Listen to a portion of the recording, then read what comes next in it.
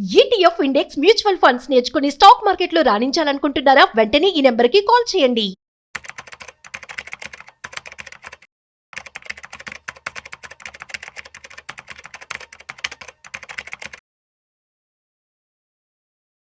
నమస్తే, welcome to Suman TV. నేను విష్ణు. ప్రస్తుతం మనతో పాటు ప్రముఖ స్టాక్ మార్కెట్ అనలిస్ట్ సుందరరామరెడ్డి గారు ఉన్నారు. సార్తో మాట్లాడదాం. సుందరరామరెడ్డి గారు నమస్తే సార్. నమస్తే sir. Welcome to Suman TV sir. Sundararamareddy గారు, ఏంటి ఈ టారిఫ్ల గోల, ట్యాక్స్ల గోల? భారతదేశాన్ని విడిచిపెట్టాలే లేదు.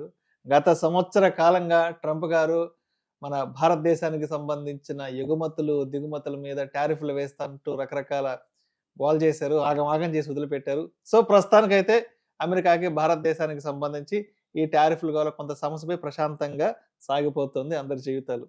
ఇప్పుడు మళ్ళా కొత్తగా మెక్సికో వాళ్ళు కూడా భారతదేశం మీద మేము కూడా 50% టారిఫ్లు ట్యాక్స్లు వేస్తాము, అక్కడి నుంచి మెక్సికోకి వచ్చే దిగుమతులు ఏవైతే ఉన్నాయో వాటి మీద మేము కూడా ఒక 50% మేర టారిఫ్లు వేయబోతున్నాం అంటూ కూడా వాళ్ళు కూడా ప్రకటన చేశారు.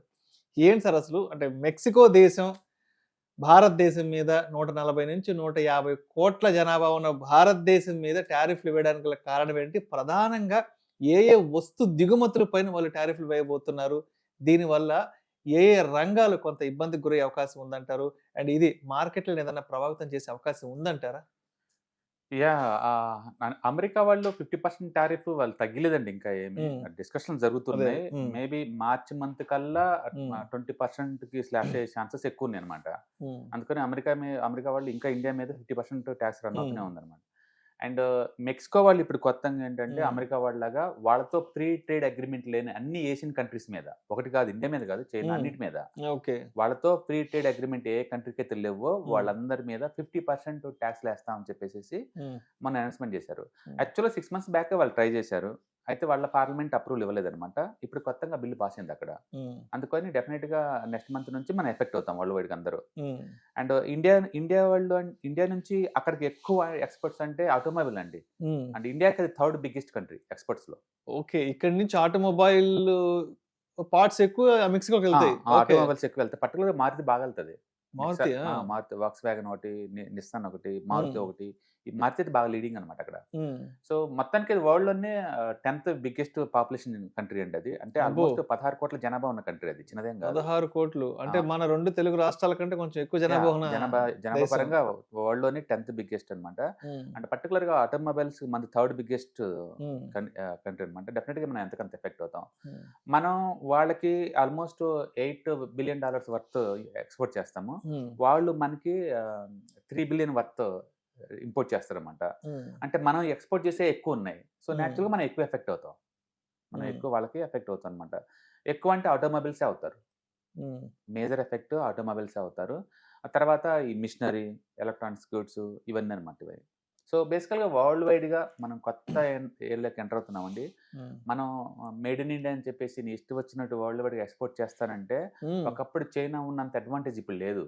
ఇప్పుడు ప్రతి కంట్రీ కూడా వాళ్ళతో టైఅప్స్ ఉంటేనే నీకు అలౌ చేస్తున్నారు, టైఅప్స్ లేకపోతే లేదు. అండ్ లోకల్ ఇండస్ట్రీ ప్రొటెక్షన్ కోసం ఏంటంటే 30-50 ట్యాక్స్లు వేస్తా ఉన్నారు. కాబట్టి ముందు రోజుల్లో ఎక్స్పోర్ట్స్ ఇంకో కంట్రీ చేయడం అనేది అంత ఈజీ ఏం కాదు, మీరు వాళ్ళతోటి ఫ్రీ ట్రేడ్ అగ్రిమెంట్ చేసుకుంటే తప్ప. అందుకని ఇండియా వాళ్ళు ఇప్పుడు గల్ఫ్ కంట్రీస్ తో ఫ్రీ ట్రేడ్ అగ్రిమెంట్ కోసం టాక్స్ నడుస్తున్నాయి. And Russia and neighbouring countries తో నడుస్తున్నాయి. అండ్ యూరోప్ తోటి ఫ్రీ ట్రేడ్ అగ్రిమెంట్ నడుస్తుంది, ఆస్ట్రేలియా తోటి ఫ్రీ ట్రేడ్ అగ్రిమెంట్ నడుస్తుంది, ఇజ్రాయెల్ తో ఫ్రీ ట్రేడ్ అగ్రిమెంట్ నడుస్తుంది, అమెరికా వాళ్ళతో కూడా రన్ అవుతుంది అనమాట. అట్లా ఇండియా వాళ్ళ ప్రతి కంట్రీతో కూడా ఎందుకు ఈ ఫ్రీ ట్రేడ్ అగ్రిమెంట్ అంటే ఈ ఇంపోర్ట్ ఎక్స్పోర్ట్స్ గొడవ లేకుండా ఉంటుంది అనమాట. ఎందుకంటే 50% ట్యాక్స్ అన్నప్పుడు సస్టైన్ అవ్వడం చాలా కష్టం, అంత అది అనవసరం కదా, అది కిల్ అయిపోతుంది. దాన్ని నమ్ముకొని వీళ్ళు మ్యానుఫ్యాక్చరింగ్ ఫెసిలిటీ పెట్టుకుంటే బిజినెస్ అంత వర్త్ కాదనమాట. అందుకని ముందు రోజుల్లో ఈ అన్సర్టనిటీ చాలా ఎక్కువ వస్తుంది. ఎందుకంటే ప్రపంచవ్యాప్తంగా గ్లోబల్ ఎకానమీ దగ్గర నుంచి ఎవరి ఎకానమీ వాళ్ళు కాపాడుకునే స్టేజ్ లో ఉన్నారు ఇప్పుడు. అందుకని లోకల్ ఇండస్ట్రీ ప్రొటెక్షన్ కోసం ఎంత దూరం వెళ్తారు వాళ్ళు పొలిటికల్ గా. ఇప్పుడు అమెరికాలో కూడా మేక్ ఇన్ అమెరికా గ్రేట్ అని చెప్పేసి మొత్తం వాళ్ళు ఆపుకుంటూ కూర్చున్నారు. ఇప్పుడు 19 స్టేట్ గవర్నమెంట్ వాళ్ళు ట్రంప్ కి ఆపోజిట్ లో కోర్టుకు వెళ్ళారు. వీసా మీద ఉన్న $1 lakh దాన్ని బ్యాన్ చేయాలని చెప్పేసి కోర్టుకు వెళ్ళారు. ఇప్పుడు అంటే వాళ్ళ కంట్రీలోనే వాళ్ళు ఆపోజిట్ లో ఉన్నారు. అంటే 19 స్టేట్స్ అంటే చాలా పెద్ద మొత్తంలో కదా. అంటే ప్రతి కంట్రీలో కూడా ఒకటి లిబరల్ గా ఉండే పార్టీ, ఇంకొకటేమో లోకల్ ఫేవర్గా ఉండే పార్టీ, ఈ నడుస్తున్నాయి అనమాట అన్ని చోట్ల. అందుకని ముందు ముందు రోజుల్లో ఏ కంట్రీ కూడా ఆ కంట్రీ వాళ్ళ స్వార్థం వాళ్ళు చూసుకుంటారు తప్ప గ్లోబలైజేషన్ థీమ్ లో లిబరల్ గా చూడరు. అందుకని ఇప్పుడున్న కరెంట్ కండిషన్ లో ప్రతి కంట్రీ కూడా ఇంకో కంట్రీ తోటి ఫ్రీ ట్రేడ్ అగ్రిమెంట్ చేసుకుంటేనే వాళ్ళు నమ్ముకొని మన మ్యానుఫ్యాక్చరింగ్ బిగింగ్ చేసుకోవచ్చు అనమాట. Otherwise very tough and very challenging. అందుకని ఇప్పుడు అమెరికా అంత ఎఫెక్ట్ అయితే అవ్వం కానీ మెక్సికో, బట్ స్టిల్ మనం ఎఫెక్ట్ అవుతాం. And major effect goes to the automobiles అనమాట. అంటే మిగతా అంటే ఇంకా మిషనరీస్ ఉన్నాయి. లిస్ట్ ఆఫ్ ప్రొడక్ట్స్ ఏంటంటే సో మనం అక్కడ ఎక్కువ ఎక్స్పోర్ట్ చేసేది ఇండియా నుంచి అనుకుంటే, ఒకటి వెహికల్స్ కాకుండా అంటే రైల్వేస్, ట్రమ్వేస్ ఇలాంటి అయితే 1.8, ఎలక్ట్రానిక్స్, ఎలక్ట్రికల్ ఎక్విప్మెంట్స్ అయితే $612 million, machinery, nuclear reactors, boilers ఇలాంటి అయితే $560 million, ఆర్గానిక్ కెమికల్స్ అయితే $388 million, aluminium $386, and pharmaceuticals $211, and articles of iron and steel ఇలాంటి మొత్తం అనమాట మనం వాళ్ళకి పంపించేది. బట్ మేజర్ మాత్రం మనం వాళ్ళకి ఎక్స్పోర్ట్ చేసేది మాత్రం ఆటోమొబైల్స్ అనమాట. సో దీని ఎఫెక్ట్ ఎక్కువ ఆటోమొబైల్స్ ఉంటుంది. బహుశా ఆ రీజన్ తో అయి ఉండొచ్చు ఈ రోజు ఆటోమొబైల్ ఇండస్ట్రీ -1 పడింది అనమాట. ఆ రీజన్ అయి ఉండొచ్చు. మొత్తానికైతే 16 crores జనాభా కాబట్టి మనం నెగ్లెక్ట్ చేసే అంత చిన్నదేం కాదు అది. బట్ ప్రాబ్లం ఏంటంటే ఇంకా ప్రపంచంలో ముందు రోజుల్లో కూడా ఇలాంటి న్యూస్ ఎక్కువ వస్తుంటాయి. అందుకని ఒక కంట్రీ ఇంకొక కంట్రీ మధ్య ఫ్రీ ట్రేడ్ అగ్రిమెంట్ చేసుకుంటే తప్ప ముందు రోజుల్లో 10 years బ్యాక్ చైనా వాళ్ళు అంత ఈజీగా ట్రేడ్ చేశారు, ఇప్పుడు అంత చేయలేదు. కాబట్టి ఎక్సెస్ మ్యానుఫ్యాక్చరింగ్ ఫెసిలిటీస్ పెట్టుకుంటే కనుక డెఫినెట్గా సఫర్ అవుతారు. సో ఇప్పుడు మెక్సికో కూడా ఇప్పుడు ఈ 50% టారిఫ్లని సీరియస్ గా ఇంప్లిమెంట్ చేస్తామనే అవకాశం ఉందా, లేదంటే ఏదైనా కొంచెం అటు ఇటుగా ఏదైనా వెనక్కి తగ్గే అవకాశాలు ఏదైనా ఉంటాయా? అక్కడ పార్లమెంట్ ఆల్రెడీ బిల్ పాస్ చేసింది. బిల్ పాస్ అయిపోయింది కాబట్టి అఫీషియల్ అది అఫీషియల్. ఇప్పుడే కాదు, వాళ్ళ ఈవెన్ సెప్టెంబర్ లోనే వాళ్ళు అనౌన్స్మెంట్ చేశారనమాట. అప్పుడు పోస్ట్పోన్ చేశారు, బట్ ఇప్పుడు ఇంప్లిమెంటేషన్ చేస్తున్నారు. అంటే గుర్తుపెట్టుకోండి, ఇది ఓన్లీ ఏషియన్ కంట్రీస్ కి, అది కూడా వాళ్ళతోటి ఫ్రీ ట్రేడ్ అగ్రిమెంట్ లేని కంట్రీస్ కి మాత్రమే. అది ఇండియన్ టార్గెట్ కాదండి. చైనా వాళ్ళు అన్ని ఏషియాలో అన్ని కంట్రీస్ కి టార్గెట్ చేస్తున్నారు వాళ్ళు. కాబట్టి మీకు ఎవరికన్నా మా బిజినెస్ కావాలంటే మాతో ఫ్రీ ట్రేడ్ అగ్రిమెంట్ చేసుకోండి, అట్లా మాట్లాడుతుంది అనమాట. ఇప్పుడు నెక్స్ట్ ఏమవుతుందంటే వీళ్ళు ఫ్రీ ట్రేడ్ అగ్రిమెంట్ చేసుకొని ఇక్కడ నుంచి ఎంతైనా డంప్ చేయొచ్చు ఫ్రీగా, అక్కడ నుంచి ఇక్కడికి డంప్ చేయొచ్చు ఫ్రీగా, ఇలా పెట్టుకుంటారు అనమాట. ఇలా పెట్టుకుంటే ప్రాబ్లం ఎక్కడ వస్తుందంటే, ఏదైనా గవర్నమెంట్ సబ్సిడీస్ తో డెవలప్ చేశారనుకోండి, ఇప్పుడు అమెరికా ఉంది, అక్కడ ఏంటంటే ఇప్పుడు గేదెల మిల్క్ బీభత్సంగా ప్రొడక్ట్ చేస్తాయి. ఇండియాలో 3 లీటర్ల పాలు అనుకున్నది 30 ఇస్తుంది అక్కడ. అవునవును, అక్కడ వ్యవసాయ ఉత్పత్తులు, వ్యవసాయ రంగానికి ఎక్కువ ఉంటుంది అక్కడ. ఎందుకంటే వాళ్ళు మిషనరీస్ కమర్షియల్ పండిస్తారు కాబట్టి. ఎగ్జాక్ట్లీ. రెండోది అక్కడ ఈ చికెన్ మిగిలిపోయిన waste products, mutton waste products వాటిని డ్రై చేసి పొడిగా చేసేసి దానాల్లో కలిపి గేదెలకు ఇస్తారు. అక్కడ అది లోకల్ మామూలు విషయం అది. అవునవును. ఇప్పుడు రేపొద్దున అమెరికాతో ఫ్రీ ట్రేడ్ అగ్రిమెంట్ చేశారనుకోండి, వాళ్ళని పంపించడానికి ఫ్రీగా అలో చేయాలి ఇండియాలోకి. డైరీ ప్రొడక్ట్స్ ఎక్కువ అలో చేయాలి. వ్యవసాయం అక్కడ. మన దగ్గర ఏమో 3 లీటర్లు 4 లీటర్లు యావరేజ్ కానీ అంతకంటే ఎక్కువ. వాళ్ళ దగ్గర 30 లీటర్స్ వస్తుంది ఒక్కొక్కటి. వాటిని అలో చేసాం అనుకోండి, లీటర్ రేపు 20 rupees కి అంటారు. మన జనం ఏమో ఆ క్వాలిటీ ఇటు గురించి తెలియదు కదా, సెంటిమెంట్ ఏం తెలియదు కదా, ఏ తక్కువ తాగుతూ ఉంటారు. కాబట్టి ఇక్కడ ఇండస్ట్రీ గొల్ల అయిపోద్ది. అందుకని ఇప్పుడు డైరీ ఇండస్ట్రీ గురించి గవర్నమెంట్ ప్రొడక్షన్ తీసుకోవాలి కాబట్టి వాళ్ళు ఏం చేస్తారంటే అమెరికా వాటి మీద టారిఫ్ పెంచుతారు, అవి లోపల రానికుండా. అందుకని లోకల్ ఇండస్ట్రీని నువ్వు ప్రొటెక్ట్ చేయాలనుకుంటే ఇంపోర్ట్స్ మీద ట్యాక్స్ వేసుకోవటం, నీకు ఏది అవసరం లేదు దాటి మీద. అయితే ఇప్పుడు కొత్త ఎకానమీలో ఏమవుతుందంటే, మా మీద నువ్వు ట్యాక్స్ వేస్తే నీ మీద వేస్తా ఉంటావు, అట్లా ఇస్తున్నారు. చెల్లు అంటారు. ఒకప్పుడేమో అవుట్ సోర్సింగ్ చేశారు, చీప్ లేబర్ కాస్ట్ ఎక్కడ వస్తే అక్కడికి అన్నట్టు. ఇప్పుడు ఏంటంటే లోకల్ అన్ని చోట్ల అన్ఎంప్లాయ్మెంట్ పెరుగుతున్నారు కాబట్టి ప్రతి చోట వర్క్ వాళ్ళే మ్యానుఫ్యాక్చరింగ్ చేసుకుందాం అని చెప్పేసి కొత్త వాటిని రానికుండా ఈ ట్యాక్స్ వేస్తా పోతున్నారు. కాబట్టి ఎంతకంత ఇప్పుడు ఇండియన్ ఎఫెక్ట్ అవుతుంది, ఇప్పుడు అమెరికాతోనే ఎఫెక్ట్ అవుతున్నాం, మెక్సికో నుంచి కూడా ఎంతకంత ఎఫెక్ట్ అవుతాం. కాబట్టి కొత్త మార్కెట్ చూసుకుంటూ పోవటమే. అండ్ మేజర్ గా మెక్సికో నుంచి యుఎస్ కి కూడా మేజర్ గా వ్యవసాయ ఉత్పత్తులు ఎక్కువగా కూడా ఎక్కువ పోతాయి, ఎక్స్పోర్ట్ ఎక్కువ అవుతాయి అమెరికాకి. అమెరికా, కెనడా వీళ్ళకి అంతా కూడా. యాక్చువల్ చైనా వాళ్ళు లాట్ ఆఫ్ ఇండస్ట్రియల్ యాక్టివిటీ చేశారు మెక్సికోలో. అది మేడ్ ఇన్ మెక్సికో అని చెప్తారు తప్ప అది యాక్చువల్ గా చైనా వాళ్ళంట ప్రమోటర్లు అందరూ. అమెరికా వాళ్ళు తెలుసు ఆ విషయం. అమెరికాకి వచ్చే వాటిల్లో ఆల్మోస్ట్ ఒక 30% ప్రొడక్ట్స్ మొత్తం కూడా అది మేడ్ ఇన్ మెక్సికో ఉంటది, కానీ ప్రమోటర్లు పోయి చైనా వాళ్ళు ఉంటారు, బ్యాక్ ఎండ్ మొత్తం బ్యాక్ అండ్ వాళ్ళు ఉంటారు. అందుకని వాళ్ళు తెలివిగా మొదట్లోనే ఇలాంటి ఇష్యూస్ వస్తాయని సంగతి తెలిసే లోకలైజేషన్ చేశారు వాళ్ళ ప్రొడక్ట్స్ మొత్తం కూడా. ఇప్పుడు ఇండియాలో ఇప్పుడు హిప్పో అన్నాం, అప్పో అంటావు, లేకపోతే సామ్సంగ్ ఇంకో పేరు పెడతావు, అయిన వాళ్ళే కదా. ఇప్పుడు ఫ్యాక్స్కాన్ అంటావు, తైవాన్ వాళ్ళదే కదా. హిందుస్థాన్ యూనిలివర్ అంటది, ఇండియా వాళ్ళది, అది యూనిలివర్ వాళ్ళది కదా. అట్లా వాళ్ళు లోకలైజేషన్కి వెళ్ళిపోయారు అన్నమాట అక్కడ ఆల్రెడీ. అట్లా చైనా వాళ్ళు మెక్సికోలో మేడ్ ఇన్ మెక్సికో అని చెప్పేసి చేస్తున్నారు, కాబట్టి వాళ్ళు పెద్ద ఎఫెక్ట్ అవరు. బట్ ఇండియాకి అలా కాదు, మెక్సికోలో పెద్ద మ్యానుఫ్యాక్చరింగ్ బిల్ లేవు ఇక్కడ, వాళ్ళకి లేవు. అందుకని ఇండియా లేట్ గా బిగిన్ చేస్తారు ఎక్స్పోర్ట్ చేద్దామని, వాళ్ళు ఎఫెక్ట్ అవుతారు. దాని మీనింగ్ ఏంటంటే 1980లో చేసినంత ఈజీగా ఎక్స్పోర్ట్స్ 2025 నుంచి చేయలేవు నువ్వు. ఇంకా నువ్వు అలా చేయాలంటే మాత్రం అవతల వాళ్ళతో పీరియడ్ ట్రేడ్ అగ్రిమెంట్ చేసుకొని అప్పుడు ఇక్కడ మ్యానుఫ్యాక్చరింగ్ బిగిన్ చేసుకోవాలి. ఏదైనా సరే రాను రాను వాలటిలిటీ ఎక్కువ అవుతుంటుంది. ఈ టైప్ టారిఫ్స్ మనం ఎక్కువ వింటా ఉంటాం. ఇంతకుముందు చైనా వాళ్ళు ఎలా టాలరేట్ చేశారో నువ్వు కూడా అలా చేసుకుంటూ పాటు చేసింది ఏం లేదు. బట్ అన్ఫార్చునేట్లీ కొంచెం వరల్డ్ ఎకానమీ స్లో అవుతున్న టైంలో ఇంకా ఎక్కువ అవుతున్నాయి అనమాట. ఇప్పటికే అమెరికా తోటి కొంచెం ఎఫెక్ట్ అయ్యాము, అండ్ మెక్సికో తోటి, ఈవెన్ దో చిన్న కంట్రీ అయినా సరే అమెరికా మార్కెట్ తో పోల్చుకుంటే స్టిల్ అది ఎఫెక్ట్ అవుతాం మనం. అందులో ఆటోమొబైల్ థర్డ్ బిగ్గెస్ట్ ఎక్స్పోర్ట్స్ మన ఎఫెక్ట్ అవుతుంది, బట్ నెగ్లిజిబుల్. కాబట్టి ఏంటంటే మన వాళ్ళు వరల్డ్ వైడ్ గా ఎక్స్పాండ్ చేస్తున్నారు కాబట్టి. ప్రాబ్లం ఎక్కడ వస్తుందంటే ఈ ట్రేడ్ టారిఫ్ లేదు, నెగోషియేషన్ చాలా స్లో అండ్ బోరింగ్ గా జరుగుతున్నాయి, అంటే అనుకున్నంత స్పీడ్ గా లేదు. న్యూజిలాండ్ తో 5 years బ్యాక్ బీన్ అయింది, ఇంతవరకు అది ఫైనలైజ్ అవ్వాలా. 5 years టాక్స్ గా నడుతూనే ఉన్నాయి. అమెరికా తోటి ఇప్పటికే 5 రౌండ్లు అయిపోయినాయి, ఇది 6వ రౌండ్ అయినా ఇంతవరకు వాళ్ళు ఇదేమంటారా. ఈవెన్ యూరోప్ తో కూడా ఈ ఎండ్ ఇంకా అయిపోద్ది అన్నారు, డిసెంబర్ లో అయిపోవచ్చింది, ఇంతవరకు అది కూడా ఏం లేదు. అంటే చాలా స్లోగా నడుస్తున్నాయి టాక్స్ ఇవన్నీ కూడా, అండ్ ఎఫెక్ట్ గ్రౌండ్ లెవెల్ కనపడటానికి చాలా టైం పడుతుంది.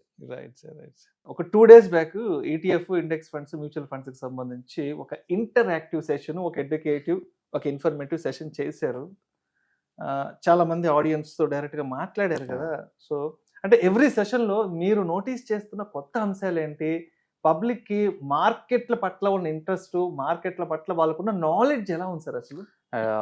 అంటే రాను రాను ఏంటంటే డిజిటల్ ఫైనాన్షియల్ అసెట్స్ మీద ఎక్కువ మందికి అవేర్నెస్ తోటి వస్తున్నారండి. అండ్ వచ్చే వాళ్ళ దగ్గర అందరూ ఎన్ఆర్ఐస్ ఈ టైప్ ఎక్కువ ఉన్నారు, పర్టికులర్ గల్ఫ్ నుంచి అండ్ ఆస్ట్రేలియా, న్యూజిలాండ్, అమెరికా ఇలాంటి నుంచి వచ్చే ఎన్ఆర్ఐస్ ఈచ్ బ్యాచ్ లో 10 to 15 members దాకా ఉన్నారు. అంటే మోర్ సొసైటీలో మోర్ సెగ్మెంట్స్ మనం రీచ్ అవుతున్నట్టు అనిపిస్తుంది ఇది. అట్లీస్ట్ మన 2025లో కూడా పబ్లిక్ ఇంకా ఈ మార్కెట్ కి దూరంగా ఉన్న వాళ్ళు ఇంకా ఉన్నారా అని అనుకున్న ఈ టైంలో ఎక్కువ మంది ఇన్వాల్వ్మెంట్ అవుతున్నారు అంటే నెక్స్ట్ జనరేషన్ డెఫినెట్ గా గోయింగ్ టు రాక్ అనమాట. ఎందుకంటే వాళ్ళ కిడ్స్ కోసం అడుగుతున్నారు. అండ్ ఇప్పటిదాకా ఏంటంటే ఇండియాలో ట్రెడిషనల్ అసెట్స్, ఈ bank deposits, postal deposits, secure గా వచ్చే ప్లేస్లు మాత్రం చూసుకున్నారు. ఫస్ట్ టైం వాళ్ళు దాటి బయట థింక్ చేస్తున్నారు, ఎక్కువ రిటర్న్స్ రావాలి, కొంచెం రిస్క్ తీసుకుని పర్వాలేదు అన్నట్టు అనమాట. అండ్ అచ్చం రియల్ ఎస్టేట్స్ ఇంతకుముందు చూస్తున్నారు, ఇప్పుడు రెంటల్ ఇన్కమ్ కంపేర్ చేస్తున్నారు. అంటే ఇప్పుడు ఏంటంటే పబ్లిక్ లో ఈ మల్టిపుల్ అసెట్ క్లాస్ గురించి ఫస్ట్ టైం అవేర్నెస్ వస్తుంది. ఒకప్పుడు ట్రెడిషనల్ అసెట్స్ అంటే real estate and chits, debt అంతే ఈ మూడిట్లో ఉండేది. ఇప్పటికీ చాలా మందికి అందులో కంఫర్ట్ గా ఉంది, అది కూడా వెల్త్ క్రియేటర్సే. కానీ దానికన్నా మోర్ గా సొఫిస్టికేటెడ్ గా ఈజీగా ఆన్లైన్ లో మేనేజ్ చేసుకునే అసెట్స్ ఉన్నాయనే విషయం వాళ్ళకి అర్థమైంది. అందుకని ఇప్పుడు కొత్తగా రీట్స్ లో పెట్టే వాళ్ళు ఉన్నారు, డెట్స్ లో పెట్టే వాళ్ళు ఉన్నారు, కమోడిటీస్ లో పెట్టే వాళ్ళు ఉన్నారు. అసలు ఆ ప్రొడక్ట్స్ ని ఈజీగా ఎలా మేనేజ్ చేయాలో ఎక్కువ మంది వస్తున్నారు అనమాట. And monthly 2 batches, each batch కి 30 to 40 members దాకా వస్తున్నారు. అంటే మోర్ అండ్ మోర్ రెస్పాన్స్ బాగున్నట్లు లెక్క. అండ్ ఇప్పుడు కరెంట్ జనరేషన్ అది ఇర్రెస్పెక్ట్ ఆఫ్ ఏజ్ అనమాట. సర్ప్రైజింగ్ ఏంటంటే మోర్ దెన్ 50 ఏజ్ ఉన్న వాళ్ళు ఎక్కువ మంది ఉన్నారు గ్రూపుల్లో. మోర్ మెచ్యూరిటీ మైండ్ సెట్స్, అంటే అంటే యూత్ లాగా నాకు అరగంటకాల మనీ కావాలి, స్పెక్యులేషన్ రేట్ చేసేవాళ్ళు కాదు. అసెట్స్ ని ఎలా మేనేజ్ చేయాలి, అసెట్స్ ని ఎలా చూసుకోవాలి, ఈ డైరెక్ట్ రెగ్యులర్ అంటే ఏంటి, గ్రోత్ అండ్ IDCW అంటే ఏంటి, వాళ్ళకి కావాల్సిన స్పెసిఫిక్ డౌట్స్ తోటి మరీ వస్తున్నారు. అలా రావటం వల్ల ఏంటంటే మనకు కూడా క్లారిటీ ఉంటుంది. అంటే చాలా మంది అనుకుంటారు 2-3 గంటల్లో అంత నేర్చుకోవచ్చు అని. ఫౌండేషన్ పెడితే తప్ప మీకు ఏమి రాదండి. మీరు ఇన్వాల్వ్మెంట్ చాలా ఇంపార్టెంట్. రోజుకి 5 నిమిషాలు 10 నిమిషాలు ఏదో ఒక వీడియోస్ వాచ్ చేస్తా కొద్ది అంటే మీకు అవేర్నెస్ పెరుగుతూ ఉంటుంది, ఇంట్రెస్ట్ పెరుగుతూ ఉంటుంది, డౌట్స్ ఎక్కువ వస్తూ ఉంటాయి. అలాంటి డౌట్స్ తోటి ఇలాంటి ప్రోగ్రామ్స్ అటెండ్ అయ్యారనుకోండి, మీరు కరెక్ట్గా క్లారిఫికేషన్ వచ్చింది అనమాట, కనెక్టివిటీ వస్తుంది. అండ్ ఐఎమ్ హ్యాపీ అవేర్నెస్ సొసైటీలో బాగా వచ్చింది. అండ్ ఎక్కువ మంది రిటైర్మెంట్ ప్లాన్ చేస్తున్నారు, అడుగుతున్నారు రిటైర్మెంట్కి మా దగ్గర ఎంత డబ్బు ఉంది, ఏం చేయమంటారు, మా దగ్గర 1 కోటి రూపాయలు ఉన్నాయండి, మా దగ్గర ఎలా చేస్తాం, ఇలాంటి డౌట్స్ తో వస్తున్నప్పుడు ఆ డిస్కషన్ లో ఉన్నట్టు ఉంటే అది బాగుంటుంది, రియల్ ప్రొడక్టివ్ అనమాట. అంటే చాలా మంది వాళ్ళు ఆల్రెడీ 20-30 lakh 40 lakh పెట్టిన వాళ్ళు ఉన్నారు మార్కెట్ లో. మొత్తానికి ఈ 5,000, 2,000, 1,000 ఇలాంటి ఎస్ఐపీల దగ్గర నుంచి మంత్లీ 1 lakh చేస్తున్న ఎస్ఐపీ, మంత్లీ 5 lakh చేస్తున్న ఎస్ఐపీ ఇలా చెప్పే వాళ్ళు ఎక్కువ ఉన్నారు. కాబట్టి మోర్ సెగ్మెంట్స్ ఇన్వాల్వ్ అవుతుందని అనుకోవచ్చు మనకి. సో ఇప్పుడు December first weekend educative webinar మొన్న 10th 11th డేట్స్ కంప్లీట్ అయింది. అండ్ డిసెంబర్కి సంబంధించి నెక్స్ట్ సెషన్ ఏం ప్లాన్ చేస్తున్నారు? అండ్ అంటే ఈసారి ఆడియన్స్కి కొత్తగా ఎటువంటి ఫ్లేవర్ ఆఫ్ కంటెంట్ ముందుకెళ్దాం అనుకుంటున్నారు? ప్రతిసారి కొత్త ఫ్లేవర్ కొత్త ఎలిమెంట్ యాడ్ చేయడం కుదరదండి, బట్ మా ఎక్స్పీరియన్స్ కొత్తగా వచ్చిందని మాత్రం షేర్ చేస్తాం అనమాట. And apart from the regular course content తో పాటు ఎక్స్పీరియన్స్ షేర్ అవుతా ఉంటుంది. అండ్ మీరు ఎవరైనా ఇంట్రెస్ట్ ఉందంటే కింద స్క్రోల్ అవుతున్న నెంబర్ పింగ్ చేస్తే టీమ్ కాల్ చేస్తారు. డేట్స్ కూడా డిసెంబర్ 27th ఉంది కదా, డిసెంబర్ 27th 28 డేట్స్ ఏమో కదా. అండ్ అందరూ పబ్లిక్ మొత్తం కంఫర్ట్ గా ఉండే సాటర్డే సండేస్ వీకెండ్స్ లో ఉంటాయి. సో ఆ రెండు టైంలో అటెండ్ అవుతే మీకు క్లారిటీ ఉంటుంది. అయితే ప్రోగ్రామ్ జస్ట్ అటెండ్ అయితే మీకు ఫౌండేషన్ పడిద్దేమో తప్ప అదేదో 100% మీకు వచ్చింది అనుకోమాకండి. It's look like car driving. ఒక రోజు కూర్చొని నేర్చుకుంటే అది రాదు. మీరు కోర్స్ అయిపోయిన తర్వాత కూడా నిరంతరం మీకు కోర్స్ కంటెంట్ లింక్స్ అవి వస్తాయి కాబట్టి మీరు చదువుకుంటూ అప్డేట్ అవుతూ ఉంటూ వీడియోస్ వాచ్ చేస్తా కూర్చునే కొద్ది ఏంటంటే మీకు ఆ మైండ్ సెట్ వస్తుందన్నమాట. ఒక సేవింగ్ మైండ్ సెట్, ఒక ఇన్వెస్ట్మెంట్ మైండ్ సెట్, ఫ్యూచర్ని చూసే పద్ధతి, ఇన్ఫ్లేషన్ ఎంత ఉండబోతుంది, ఇవన్నీ క్లారిటీ ఉంటుంది అనమాట. డెఫినెట్గా మీకు ఆ ఫౌండేషన్ పడుతుంది. It's worth. సో మొత్తానికి సుందరరామరెడ్డి గారు కండక్ట్ చేసే ఈ డిసెంబర్ 27, 28 డేట్స్లో ఎడ్యుకేటివ్ వెబినార్ అటెండ్ అవ్వాలంటే కింద స్క్రోల్ అవుతున్న నెంబర్కి కాల్ చేసి అండ్ మీ రిజిస్ట్రేషన్స్ అయితే పూర్తి చేసుకోగలరు. Thank you sir. Thank you sir.